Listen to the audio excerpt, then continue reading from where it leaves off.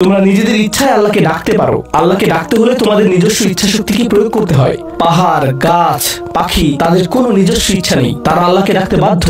ওয়া ইন মিন শাইইন ইল্লা ইউসাব্বিহু বিহামদিহি ওয়ালাকিন লা তাফকাহুনা তাসবিহাহুম। তোমরা আল্লাহর কাছে মূল্যবান যদি একটি জিনিস না থাকে, আর তা হলো তোমাদেরকে বাছাই করা হয়েছে তাকে ডাকার জন্য, কিন্তু তোমরা সেই দায়িত্বকে পরিত্যাগ করেছো। ফাকাদ কাযাবতুম, আল্লাহকে ডাকার এই আমন্ত্রণকে তোমরা মিথ্যা সাব্যস্ত করেছো। ফাসাউফা ইয়াকুনু লিজামা, এই শাস্তি তোমাদেরকে পরিত্যাগ করবে না। এটা হবে এমন জিনিস যা থেকে তোমরা মুক্ত হতে পারবে না। এটা প্রথম অর্থ। আয়াতটির আরেকটি অর্থ হলো আল্লাহ কাফেরদের এবং যারা সকল ধরনের পাপ কাজ করে তাদেরকে বলছেন, আমার কাছে তোমাদের কোনো মূল্য নেই। আর তোমাদের এখনো টিকে থাকার একমাত্র কারণ হলো তোমাদের মধ্যে কিছু মানুষ রয়েছে যারা এখনো আমাকে ডাকে। পৃথিবীর বুকে এখনো কিছু ইমানদার রয়েছে যারা এখনো আল্লাহর উদ্দেশ্যে ক্ষমা প্রার্থনা করে, আর তারাই একমাত্র কারণ যে জন্য তোমরা এখনো বেঁচে আছো। আয়াতের তৃতীয় অর্থটি কাফেরদের উদ্দেশ্যে এবং এমন মুসলিমদের উদ্দেশ্যে যারা আল্লাহ থেকে অনেক দূরে রয়েছে, তাদের জন্য এটা প্রযোজ্য। আল্লাহ বলেছেন, তোমাদের কি মূল্য রয়েছে আমার কাছে?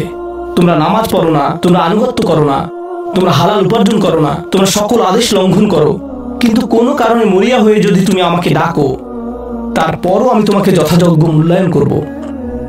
এখন তোমাকে সুযোগ দিয়ে যাচ্ছি, লাউলা দুআউকুম, কিন্তু মোটের উপর তুমি এখনো এই সকল কিছুকে মূল্যহীন বিবেচনা করছো। তুমি স্বীকার করছো না যে আমি তোমাকে যা কিছু দিয়েছি এবং যা কিছু করতে বলেছি তা আসলে তোমার কাছে অর্থবহ। তুমি এই সকল কিছুকে মূল্যহীন এবং মিথ্যা বিবেচনা করছো। তোমার এই স্বভাব পরিবর্তন করো, কারণ শীঘ্রই এটা স্থায়ীভাবে লেগে থাকা শাস্তিতে পরিণত হবে। আল্লাহ এটা বলেননি যে তোমাকে শাস্তি দেয়া হবে, বরং তিনি বলেছেন শীঘ্রই তোমাকে শাস্তি দেয়া হবে, শীঘ্রই তুমি এটা থেকে আর মুক্ত হতে পারবে না।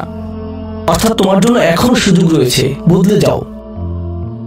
আয়াতটির আরেকটা অর্থ হলো, হে কুরাইশরা, যদি আল্লাহ তোমাদেরকে কোরআনের মাধ্যমে আহ্বান না করতেন তাহলে অন্য কোন জিনিস তোমাদেরকে মূল্যবান সাব্যস্ত করত?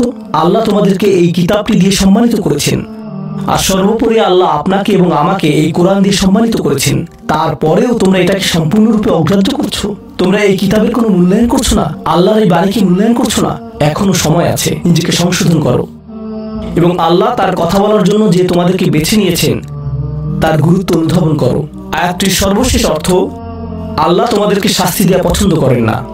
আয়াতাংশটির ভাষাতাত্ত্বিক একটি অর্থ হলো, তোমাদেরকে শাস্তি দেওয়ার জন্য আল্লাহ আগ্রহী নন।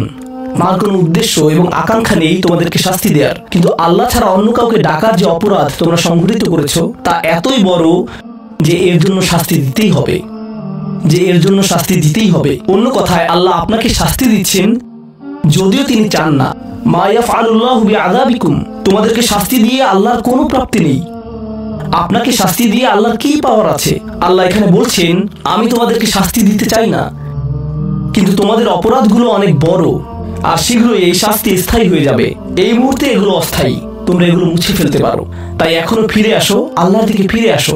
আমাদেরকে এই সকল সুযোগ দেওয়ার পর শুধুমাত্র তার কাছে ফিরে আসাই না, বরং তার নৈকট্য লাভের সুযোগ দেওয়ার পর সবশেষে তিনি বলছেন, কেন তোমরা শাস্তি পেতে চাও? আমি তো তোমাদেরকে শাস্তি দিতে চাই না, তোমরা শুধু ফিরে আসো।